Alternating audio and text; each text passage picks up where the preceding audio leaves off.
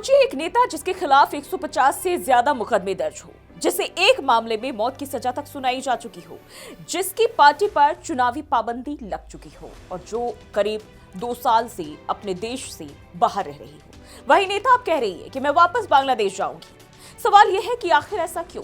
क्या शेख हसीना को अपनी गिरफ्तारी का डर नहीं है? क्या उन्हें लगता है कि बांग्लादेश की मौजूदा सत्ता ज्यादा दिन टिकने वाली नहीं, या फिर ये सिर्फ घर वापसी का ऐलान नहीं बल्कि बांग्लादेश की राजनीति में वापसी का बड़ा दांव है?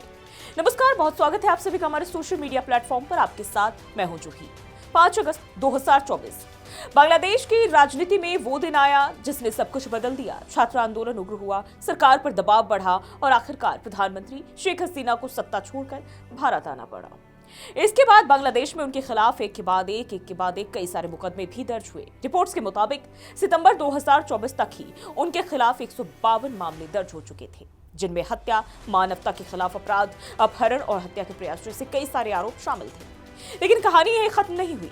नवंबर 2025 में बांग्लादेश के इंटरनेशनल क्राइम्स ट्रिब्यूनल ने 2024 के आंदोलन के दौरान हुई हिंसक कार्रवाई से जुड़े मामले में शेख हसीना को अनुपस्थिति में मौत की सजा सुनाई।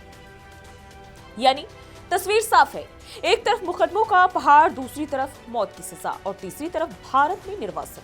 फिर भी हसीना कहती है कि वो वापस लौटेंगी। अब सवाल यहाँ कि ऐसा क्यों वो वापस लौटना चाहती है? दरअसल इसके पीछे हसीना का तर्क है कि उनके खिलाफ चल रही कार्रवाई राजनीतिक बदले की कार्रवाई है। उन्होंने मौजूदा सरकार पर देश की अर्थव्यवस्था और लोकतांत्रिक व्यवस्था को नुकसान पहुंचाने के आरोप लगाए हैं और सिर्फ अपनी वापसी की बात नहीं की, उन्होंने अपनी पार्टी आवामी लीग पर लगी पाबंदी हटाने की मांग भी की है। यानी ये सिर्फ एक पूर्व प्रधानमंत्री की घर वापसी नहीं है, इसके पीछे एक बड़ा राजनीतिक संदेश भी छिपा हुआ है। हसीना खुद को बांग्लादेश की राजनीति से खत्म हुआ चेहरा मानने को बिल्कुल भी तैयार नहीं है। सबसे बड़ा सवाल कि क्या ये संभव है? कानूनी तौर पर रास्ता बेहद मुश्किल दिखाई देता है, क्योंकि बांग्लादेश उन्हें दोषी ठहरा चुका है और उनकी वापसी की स्थिति में गिरफ्तारी का खतरा बेहद बड़ा है। लेकिन राजनीति में सिर्फ अदालत का फैसला नहीं चलता, राजनीतिक जमीन भी मायने रखती है। हसीना की नजर शायद इसी जमीन पर है। अगर वह भारत से बाहर निकलकर बांग्लादेश लौटती हैं, तो उनके सामने 2 संभावनाएं होंगी। पहली, गिरफ्तारी और कानूनी कार्रवाई। दूसरी, उनकी वापसी को समर्थकों के बीच राजनीतिक प्रतिरोध के प्रतीक के तौर पर इस्तेमाल करना। और यहीं से कहानी और दिलचस्प हो जाती है, क्योंकि हसीना अकेली नहीं लौटेगी। अगर हसीना वापस आती हैं, तो उनके साथ सिर्फ एक व्यक्ति की वापसी नहीं होगी, साथ आएगा आवामी लीग का सवाल भी। सवाल आएगा कि क्या बांग्लादेश की राजनीति में आवामी लीग को फिर जगह मिलेगी? क्या हसीना खुद राजनीति कर पाएंगी? क्या उनके समर्थक फिर से सड़कों पर उतरेंगे? और सबसे बड़ा सवाल कि क्या बांग्लादेश की मौजूदा सत्ता उन्हें राजनीतिक रूप से रोक पाएंगी या फिर कानूनी कार्रवाई ही उसका जवाब होगा? अब अगर हम देखें भारत के लिहाज से, तो भारत को लेकर भी ये मामला बेहद संवेदनशील है।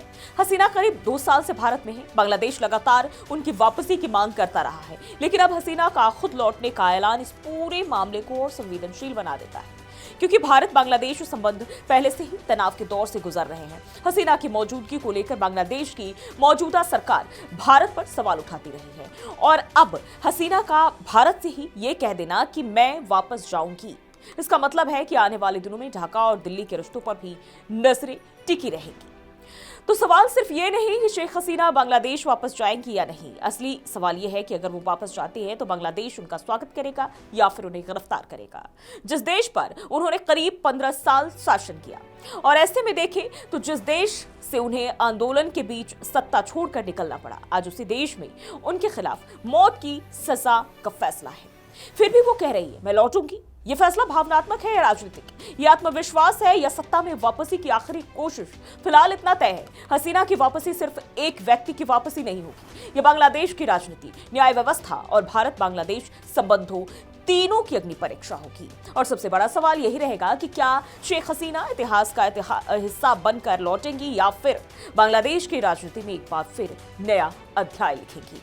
अब आप इस पूरे मसले पर क्या सोचते हैं? अपनी राय हमारे साथ कमेंट करके जरूर साझा करते हैं और मिलते हैं किसी नए वीडियो में।